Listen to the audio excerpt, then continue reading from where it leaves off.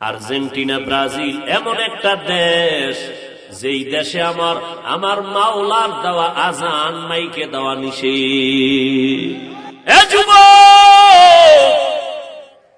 মানুষের চলাচলের রাস্তা আটকাইয়া যারা পর্দা লাগায় খেলা দেখো, ইসলাম নিষেধ করেছে মানুষের চলাচলের পথ বন্ধ করবি না, হারাম। এরপরে গোল হইতে গিয়া এমন জোরে চিল্লাই উঠছ দরজোর, তোর চিৎকারের আওয়াজে পাশের ঘরের বাচ্চা লাফ দিয়া ভয়ে কান্না শুরু করছে, মা ভয় পেয়ে গেছে। এই মা যে তোরে বরদোয়া দিছে, বল এই বরদোয়ার শাস্তি কেমনে সহ্য করবি? মানুষের বরদোয়ার শাস্তি বড় মারাত্মক। হঠাৎ দেখবি তোর পাও ভাঙ্গা, নাইলে কিডনি নাই। বরদোয়া বড় কঠিন, মানুষের বরদোয়া বড় কঠিন। তোর বাচ্চা যদি ভয় লাফাইও দে কারো আওয়াজে, তুই তো তার মাইরা ফালানোর জন্য রেডি হয়ে যাবি। আমার বাচ্চারে তুই কেন ভয় দেখাইলি? তোরে সার নাই।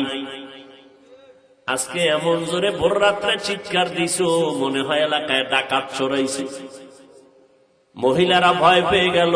যেই মা সারাদিন আগুনের ভিতরে রান্না বাড়ি করলো, রাতের বেলা ঘুমাইতে পারে না, বাচ্চা ডিস্টার্ব করে, বাচ্চাটারে ঘুম পাড়াইতে 2-2.5 ঘন্টা চলে গেল মায়ের।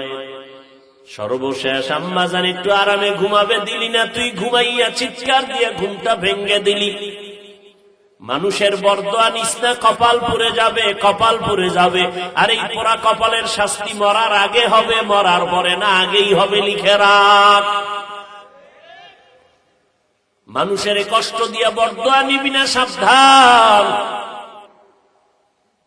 ও আল্লাহর বান্দা, সারা রাত খেলা চাইলি, ফজরের নামাজ পড়লি না, এশার নামাজও পড়লি না, একদিন তো মরবি।